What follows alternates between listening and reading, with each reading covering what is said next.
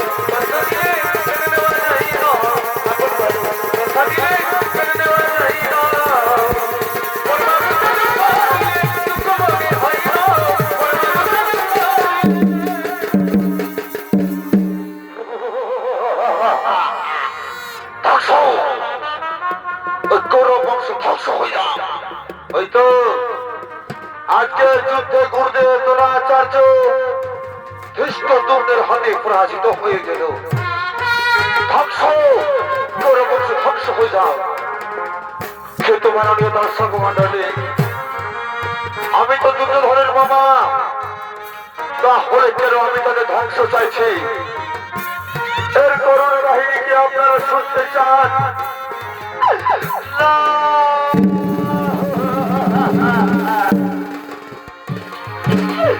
ওই দুর্যোধনের মতো আমরাও ছিলাম 100 ভাই। একটি ধৃতরাষ্ট্রের দল, মহাবলী ভীষ্মের দল আমাদের বন্দী করলো অদ্ভুত কারাগারে। প্রতিদিন একজনের খাবার দিত, সেই খাবার আমরা সবাই মিলে ভাগ করে খেতাম। মনে হয় আজ মরব, মনে হয় কাল মরব। তখন আমাদের পিতা বলল, শোনো পুত্র গো, এভাবে তো সবাই মারা যাব, যে কোনো একজনকে বেঁচে থাকতে হবে। যে নিতে পারবে এর প্রতিশোধ। আমি নিলাম সেই দায়িত্ব। চোখের সামনে আমার 99 ভাই ও পিতা মারা গেল।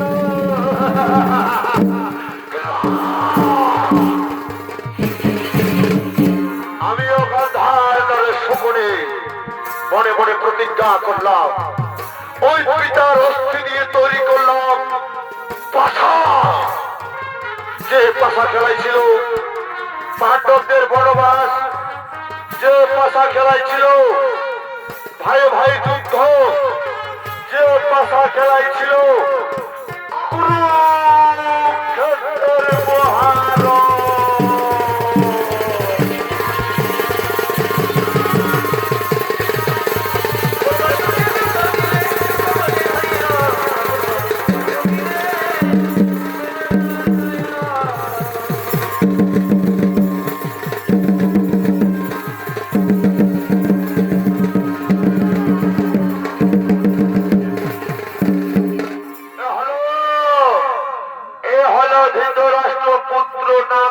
দুর্যোধন, আর এই দুর্যোধনের অভিনয়ে নিন্দা অভিনয় করে দেখাবেন ইনি হলেন ম্যানেজার সুরেশ যোগীর ছোট্ট ভাই অঙ্কিত কুমার যোগী।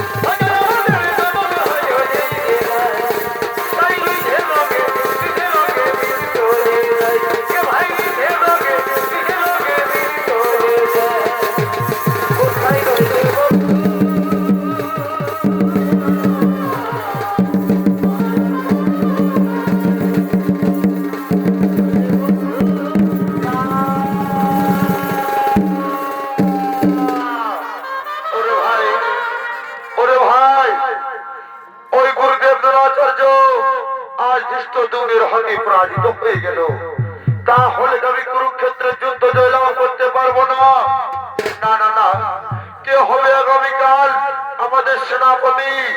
শোনো দাদা, আমরা বলতেছিলাম কি আগামীকাল সেনাপতি হবে আমাদের ভাই দুঃশাসন। আর ভাই দুঃশাসন নয়, দুঃশাসন নয়। মনে রেখো, যতক্ষণ ওই গান্ডীবধারী অর্জুন থাকবে আমরা কিছুতেই যুদ্ধ জয়লাভ করতে পারবো না। তাই আমি মনে ঠিক করেছি আগামীকাল সেনাপতি হবে আমার মিত্র যমরাজ কর্ণ। চমৎকার ভাই। তাই এসো, আজ আমরা সকলে মিলে ডাকি সেই অঙ্গরাজ কর্ণকে।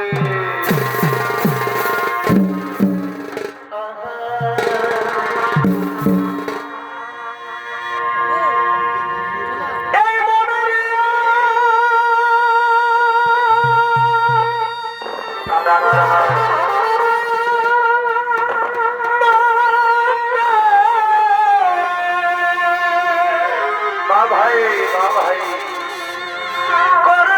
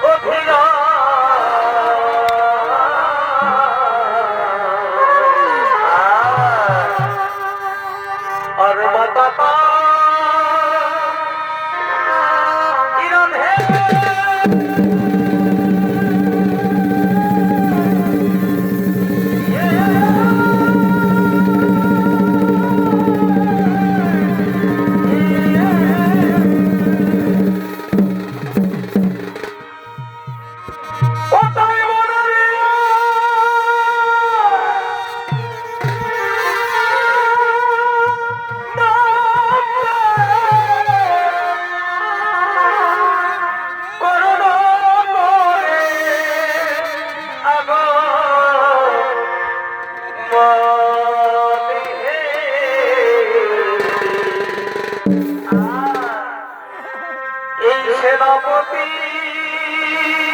হইবার সাই হে বারে বা সেনাপতি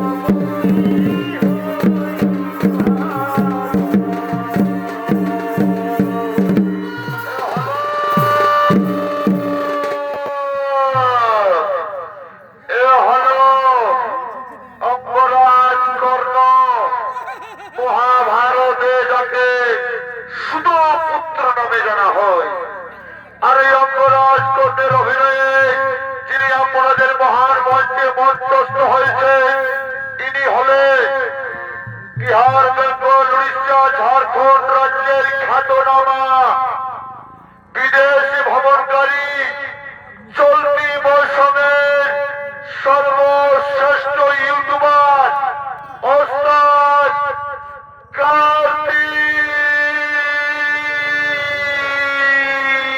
কর্মকার।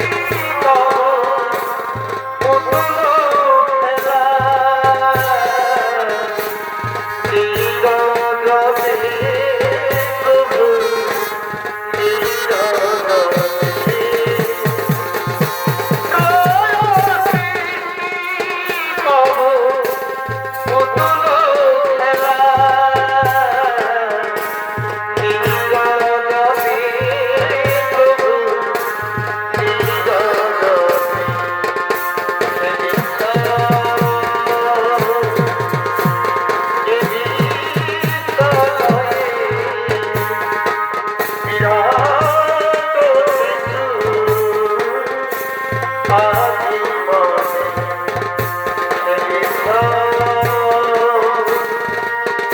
আজি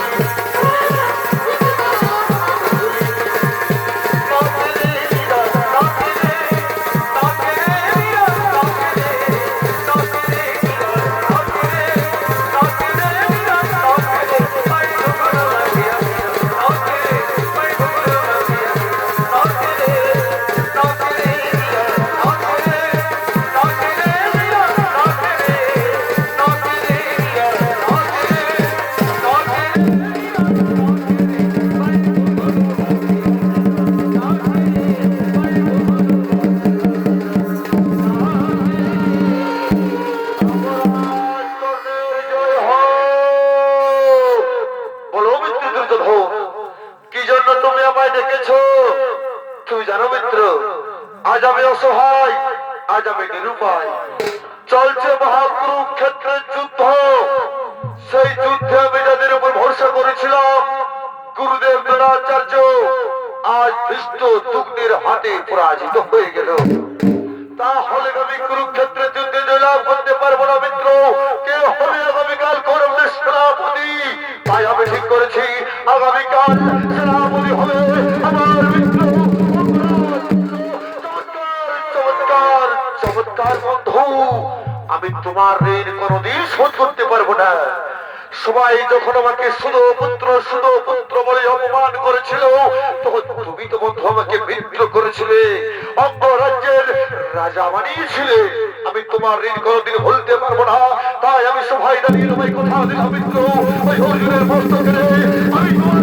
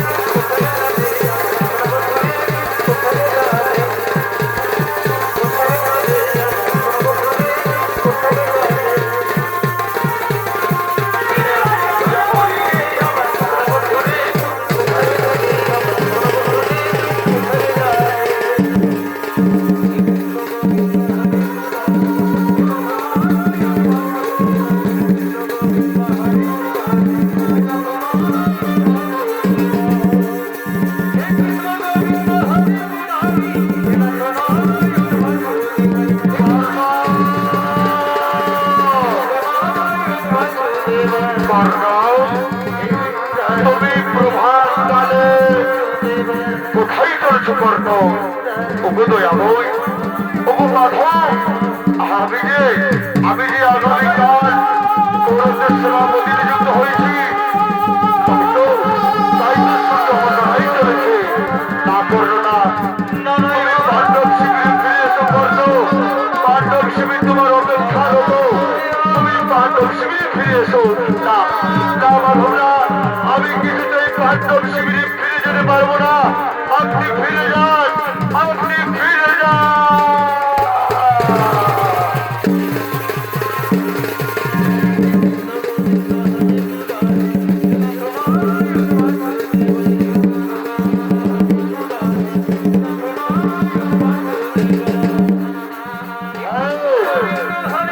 আমি করবো সূর্য বন্দনা, আমি করবো সূর্য বন্দনা।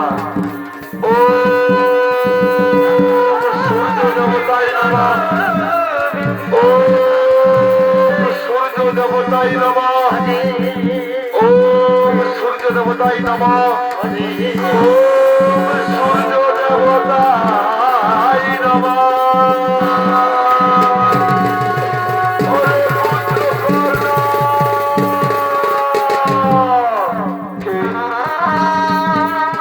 আমায় কর্ণ কর্ণ বলে ডাকে, এ তো কোনো নারীর কণ্ঠস্বর।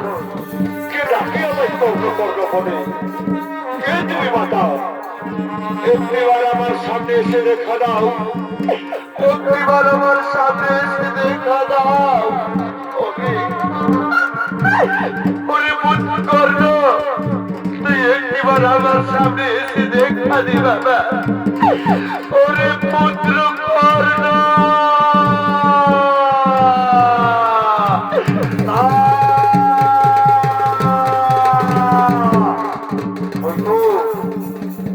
ওই তো আমার সেই কর্ণ কর্ণ বলে কে যেন ডাকছে। এই ডাক শুনে কেন মনে হচ্ছে যুগ যুগ ধরে তার সাথে আমার কোন সম্পর্ক রয়েছে। তুমি বাতাও, একটিবার আমার সামনে এসে দেখা দাও, একটিবার আমার সামনে এসে দেখা দাও। করবে কোথায় আছি বাবা? তুই একটিবার আমার সামনে আয়।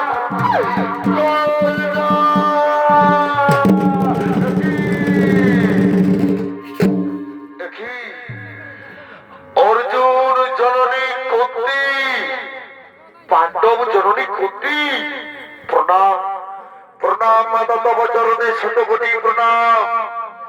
আর কিছুক্ষণ পরে শুরু হবে তোমার পুত্রদের সাথে আমার মহারণ। এমন সময় তুমি কেন এসেছো মাতা? ওগো অর্জুন জননী কুন্তি, ওগো পাণ্ডব জননী কুন্তি। হরিদা হরিদা পুত্র, তুই বারবার আমায় অর্জুন জননী অর্জুন জননী বলে ঘোষণা করিস না। তুই বারবার আমায় পাণ্ডব জননী বলে ঘোষণা করিস না। অর্জুন জননী কি অর্জুন জননী বলবো না তো কি বলবো মাতা? পাণ্ডব জননী কি পাণ্ডব জননী বলবো না তো কি বলবো? ওরে পুত্র, তুই কি জানিস কে তোর গর্ভধারণী মাতা? কে তোর গর্ভধাত্রী মাতা? তুই কি জানিস পুত্র? আমি জানি না, তবে আমি এটাও জানি মাতা, ওই অধীর পিতা আরে রাধা ওর মাতা। মাতা, তুমি কি জানো কি আমার গর্ভধারণী? কে আমাকে 10 মাস 10 দিন গর্ভে ধারণ করেছে? তুমি কি জানো মাতা? আমায় বলে দাও না। ওরে পুত্র, আমি জানি কে সেই তোর গর্ভধারণী যে তোকে 10 মাস 10 দিন গর্ভে ধারণ করেছে। তুমি জানো? তারপরে আমায় বলে দাও কে সেই গর্ভধারণী, কে সেই গর্ভধাত্রী। ওই পুত্র, তারপরে তুই শোন কে সেই গর্ভধারণী, কে সেই গর্ভধাত্রী। ওই পুত্র, তোকে যে জন্ম দিয়েছে, তোকে যে পৃথিবীর আলো দেখিয়েছে, সে যে আর কেউ নয়, এই অর্জুন জননী কুন্তি।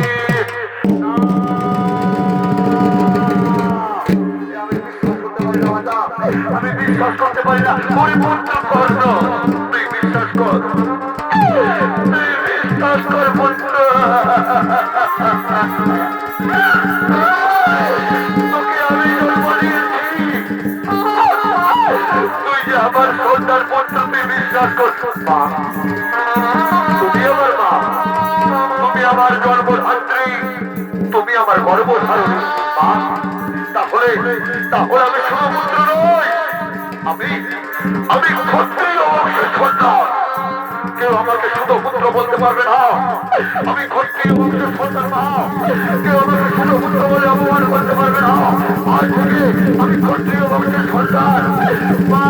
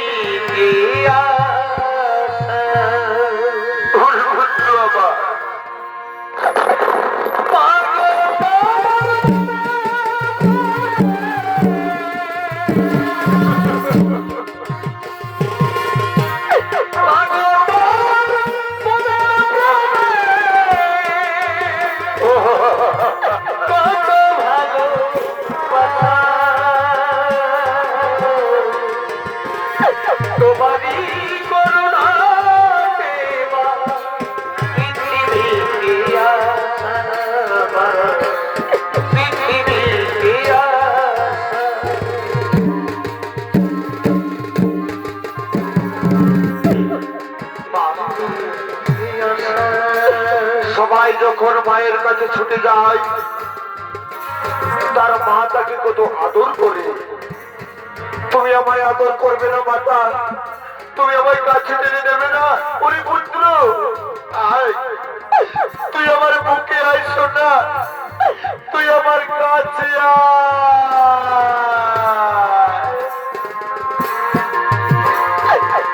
আয় সোনা, বুকে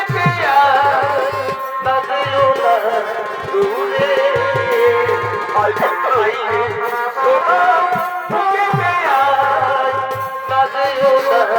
দূরে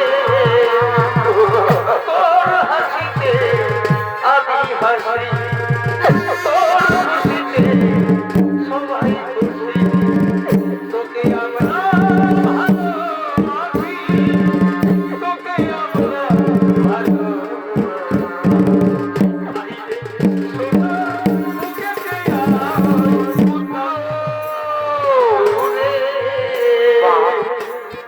বাহু।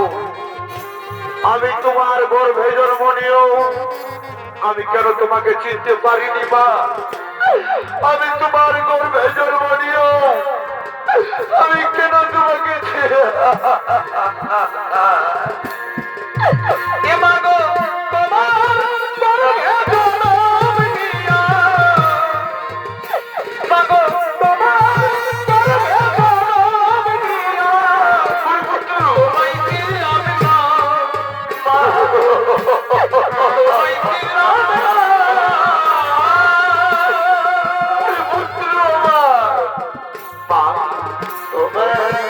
আমার যদি কোনদিন সংসারে আমি মানব রূপে জন্ম নিতে পারি না,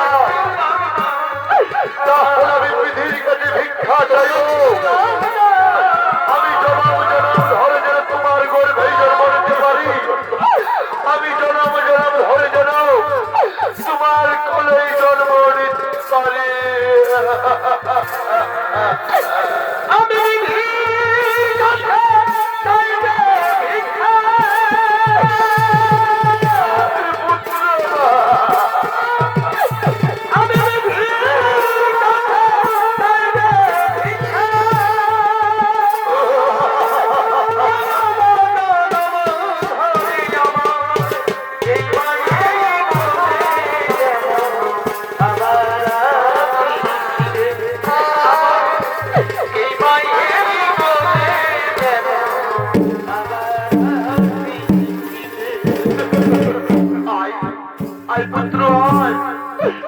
আমার কোলে মাথা রেখে একটু শয়ন কর। তুই আমার কোলে মাথা রেখে একটু শয়ন কর পুত্র।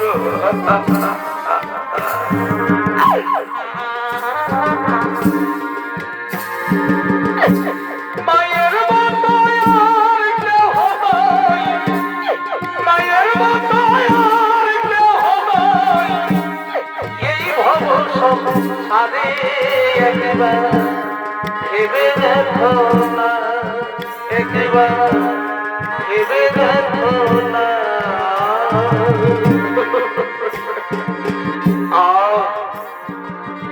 কি সুন্দর আমার মায়ের কোল, চাই না আমি রত্ন সিংহাসন, চাই না আমি স্বর্ণে রত্নে মোড়া স্বর্ণ সিংহাসন। মা, আজ আমি তোমায় একটি কথা বলবো মা, তুমি আমায় উত্তর দিবে, ওই উত্তর দিব। কেন কেন তুমি আমাকে তোমার মায়া মমতা স্নেহ থেকে বঞ্চিত রেখেছিলে? কেন তুমি আমাকে আমার পঞ্চ ভাইয়ের ভালোবাসা থেকে দূর করে রেখেছিলে? আজকে তোমাকে বলতে হবে না। ওরে পুত্র, তুই শুনতে চাস কেন তুমি আমি আমার মায়া মমতা থেকে দূর করে রেখেছিলাম? কেন তুমি তোর পঞ্চ ভাইয়ের ভালোবাসা থেকে আমি দূরে সরিয়ে রেখেছিলাম? তাহলে শোন, ওরে ওরে পুত্র, আমি তোকে যদি প্রথম দেখেছিলাম হস্তিনাপুরের দরবারে, আমি তোর মুখে কবচ কুণ্ডল দেখে চিনেছিলাম এই সেই আমার হারিয়ে যাওয়া সন্তান, যাকে আমি নদীর জলে বিসর্জন দিয়েছিলাম। ওরে পুত্র, ওই অস্ত্র পরীক্ষার দিনে সবাই যখন তোকে শুধু পুত্র নামে কলঙ্কিত করতেছিল, আমি তো তোকে সেদিনেই চিনেছিলাম রে, কিন্তু আমি বলতে পারিনি না এ আমার পুত্র, এ ক্ষত্রিয় বংশের সন্তান। কারণ আমি তোকে যখন জন্ম দিয়েছিলাম, আমি তোকে যখন পৃথিবীর আলো দেখিয়েছিলাম, আমি যে কুমারী ছিলাম,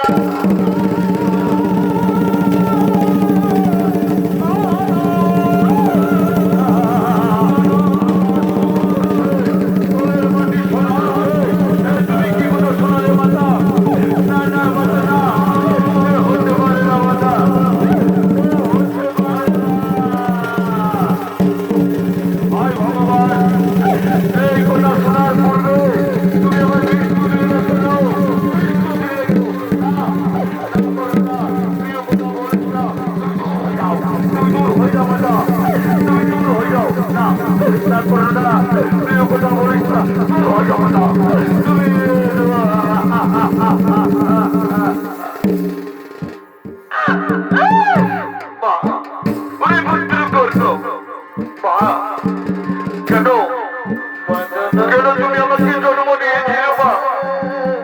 কেন কেন তুমি জন্মের পর আমাকে নদীর জলে ভাসিয়ে দিয়েছিলে? তুমি যদি নদীর জলে না ভাসিয়ে আমার আমাকে মেরে ফেলতে, আমাকে এত অপমান সহ্য করতে হতো না মাতা। কেন তুমি আমাকে বাঁচিয়ে রেখেছিলে? কেন কেন তোমার ওই দু হাত দিয়ে, কেন তোমার দু হাত দিয়ে তুমি আমার গলা টিপে আমাকে মেরে ফেলোনি? কেন তুমি আমাকে জন্ম দিয়েছিলে? কেন কেন তুমি আমাকে জন্ম দিয়েছিলে মা?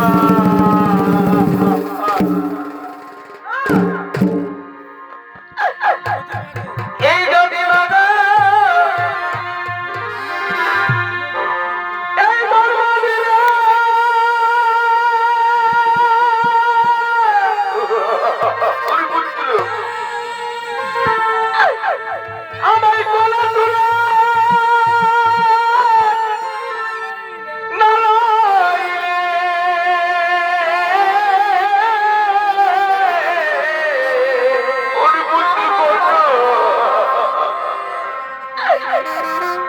ভাষাইলে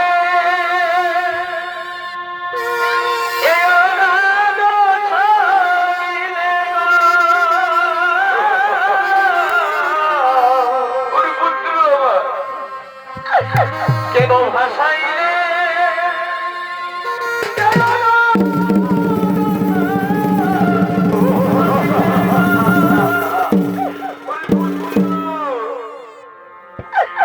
তাই কিবা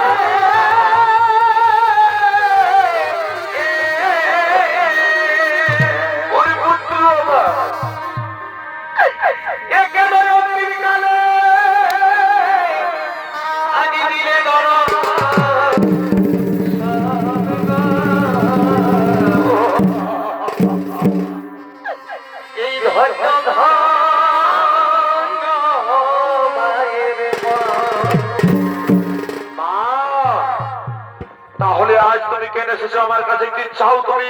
ওই পুত্র, আজ আমি তোকে দেখতে দিদি বাবা, তুই আমার সাথে পাঠ্য শিবিরে ফিরে চল। না মাতা না, আমি তোমার সাথে কিছুতেই পাণ্ডব শিবিরে ফিরে যেতে পারবো না। আমি যে মৃত্যু দুর্যোগকে কথা দিয়েছি, জীবন মরণ আমি তার সাথেই থাকবো। আমি তোমার সাথে যেতে পারবো না। তুমি ফিরে যাও মাতা, তুমি ফিরে যাও।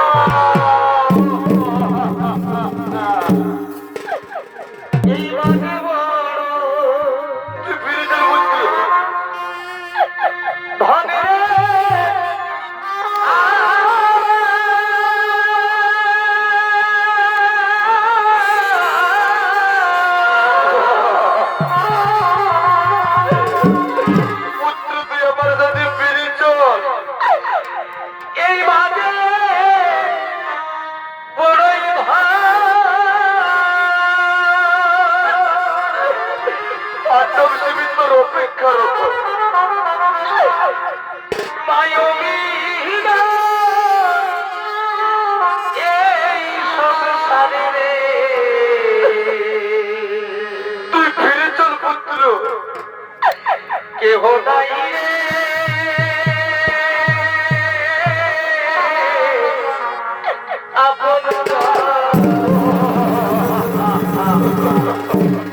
মাতা।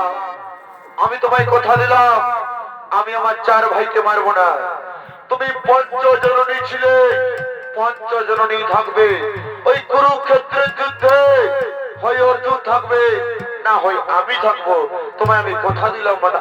ওরে পুত্র, তুই আমায় এবার বিদায় দে, তুই আমায় বিদায় দে।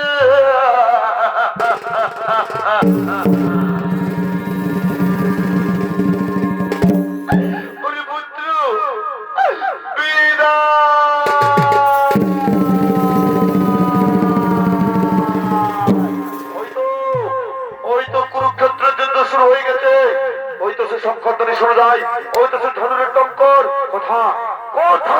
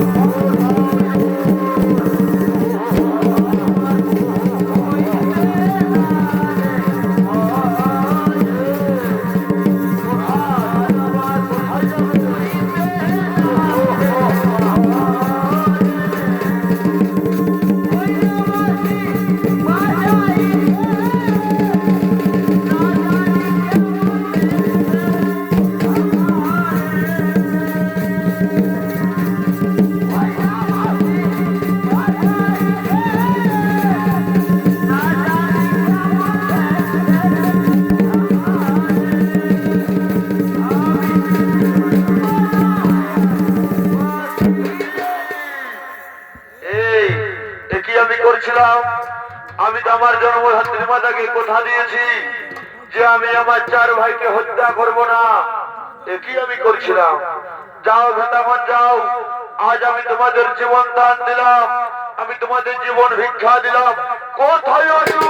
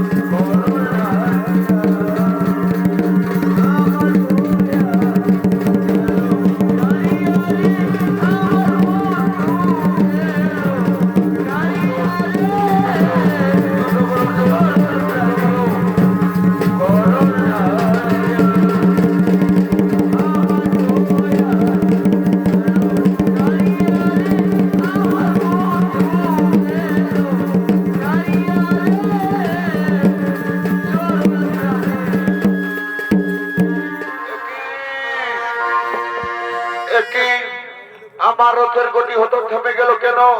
কেননা আমার রথের জায়গাটা মাটির গর্তে পড়ে রয়েছে। অর্জুন দাঁড়াও, অর্জুন দাঁড়াও, আমার রথের জায়গাকে তুলতে দাও, তারপর আমি তোমার সাথে যুদ্ধ করব। অর্জুন দেখছো অর্জুন, আজ কর্ণে রথের জায়গা মাটির গর্তে পড়ে রয়েছে, এই সময় তুমি কর্ণকে হত্যা করো না। অর্জুন না মাধব না, এটা যে অন্যায়, এটা যে অবিচার, আমি কর্ণকে হত্যা করতে পারবো না। অর্জুন তোমার মনে পড়ে সেই দ্রৌপদীর বস্ত্র হরণের কথা? তোমার মনে পড়ে অর্জুন তোমার পুত্র অভিমন্যুকে চক্র করে হত্যা করেছিল ধর্মী কর্ণ? তখন কোথায় ছিল তার ধর্ম, কোথায় ছিল তার জ্ঞান? যে ধর্ম করে তাকে ধর্ম করে মানতে হয়। তুমি কর্ণকে হত্যা করো অর্জুন, তুমি কর্ণকে হত্যা করো। কর্ণ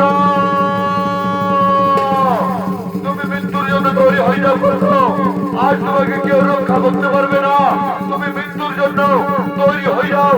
আজ তোমাকে আমার হাত থেকে কেউ রক্ষা করতে পারবে না।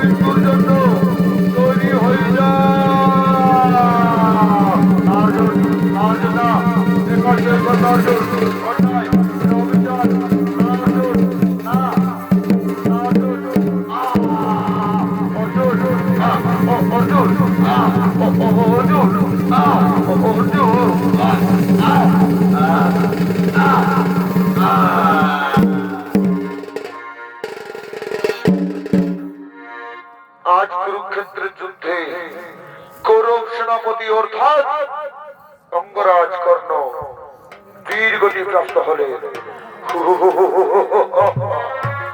এই সামান্য শক্তি নিয়ে রণ করতে এসেছে শুধু পুত্র কর্ণ, শুধু পুত্র কর্ণ, শুধু পুত্র কর্ণ।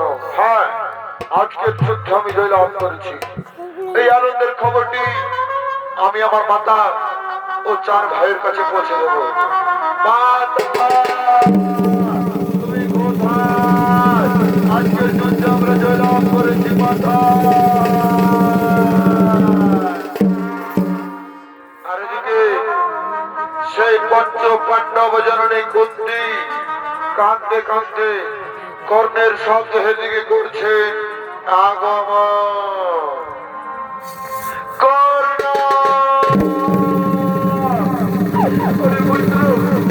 তুই কোথায়?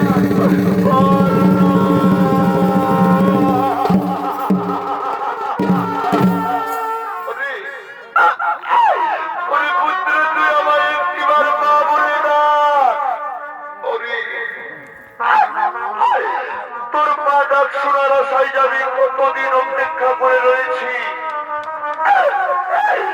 তুই একটিবার আমার মা বলে ডাক পুত্র, তুই একটিবার আমার মা।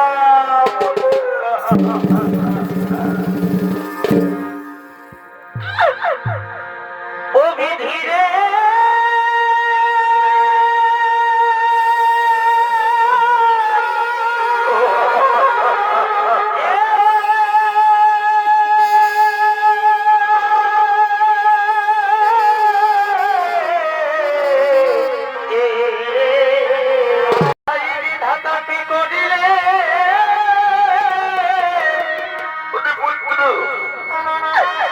আমায় কেন হেন দুঃখ দিলে? তুই একবার পা বলে ডাক্তার আমায় মরণ দিলে কেন?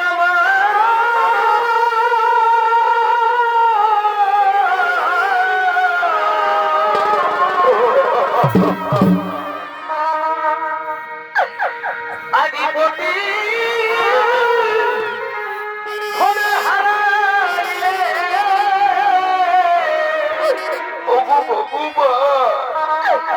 যদি পুত্র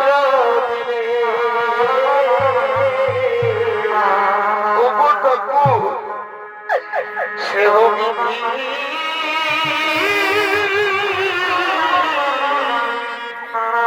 ছেড়ে দিলে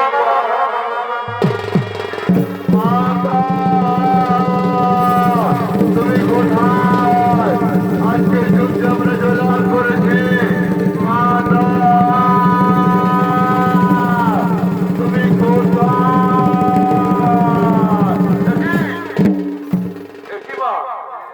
যে আমাদের চিরশত্রু ওই শুধু পুত্র কর্ণ, তার শব্দের উপর তুমি অধরে নয়নের জল ফেলে চলেছ কেন? ওরে না, ওরে না পুত্র, যাকে তোরা চিরকাল শত্রু বলে মনে করেছিস, যাকে তোরা শুধু পুত্র বলে জেনে এসেছিস, সে যে শুধু পুত্র নয়, সে হলো আমার জ্যেষ্ঠ সন্তান, তোদের জ্যেষ্ঠ রাজায় অপরাধ কর্ণ।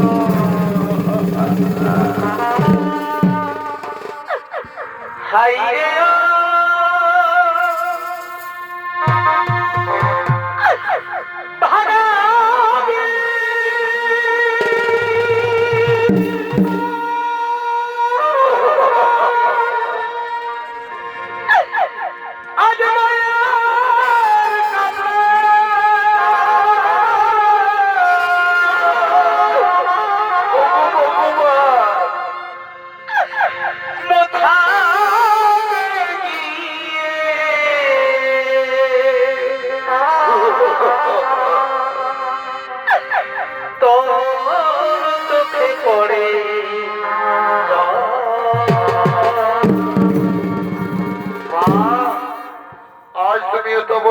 আমাদের কাছে গোপন করে রেখেছিলে মা, তবে আমিও ধর্ম দৃষ্টির বলছি, আমি যদি সদয় ধর্মের বলে চলে থাকি, আজ আমি পুত্র হয়ে তোমাকে অভিশাপ দিলাম।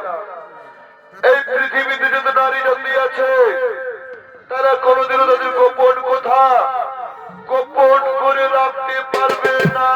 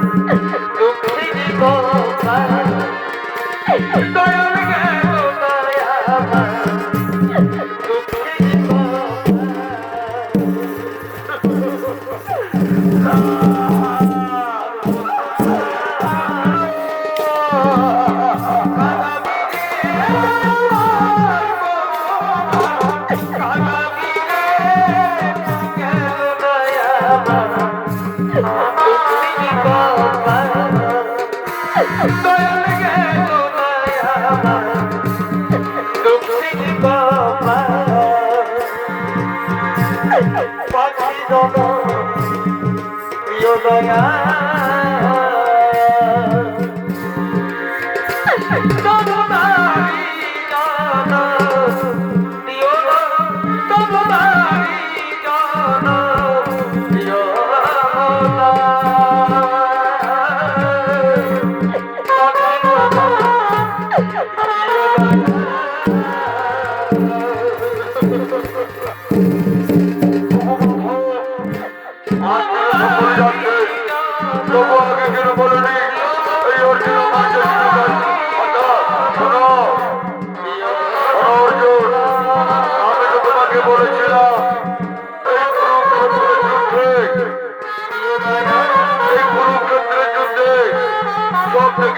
স্বজনদের হারাতে হবে।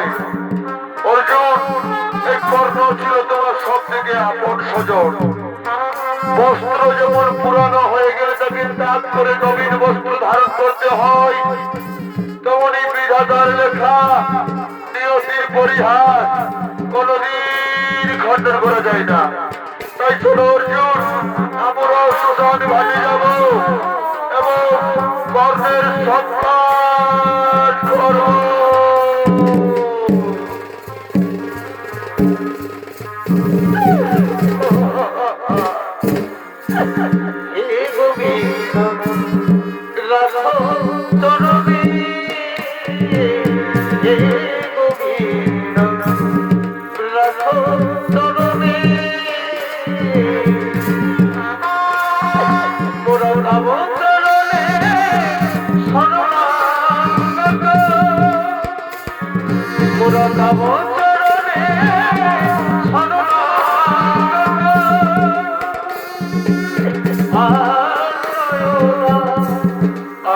Oh